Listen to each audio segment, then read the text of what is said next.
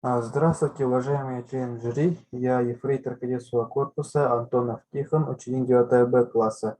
И моя тема изучения прицела ПСО-1 СВД на занятиях по стрельбе в кадетской школе. Руководитель, старший лейтенант кадетского корпуса Михайлов Афанасий Кириллович.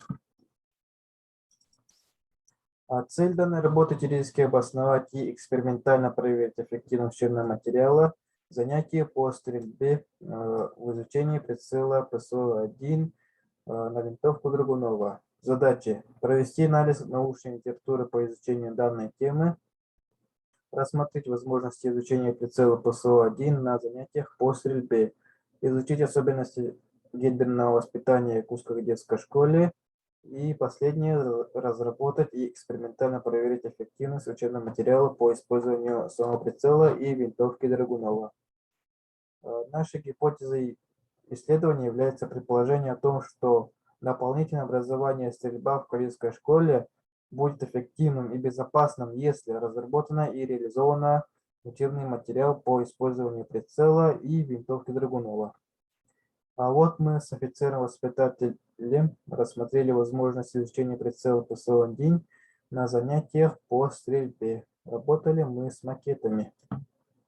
Итогом нашей работы стала разработка учебного материала по использованию прицела ПСО-1 и винтовки Драгунова на занятиях по дообразованию кадетов. Вот мы с офицером также изучаем винтовку Драгунова, также работали с макетом.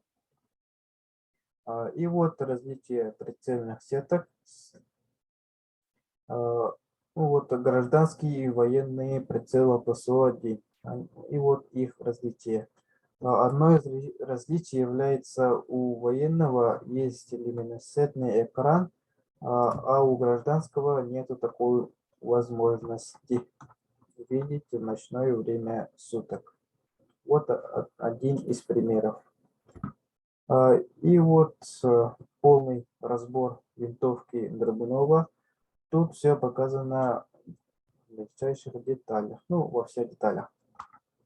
И вот гендерное воспитание и обучение в Якутской кадетской школе.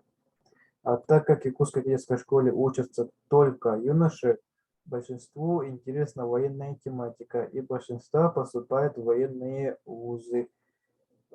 И им очень интересна вот такая вот тематика, которая пригодится в их дальнейшей жизни.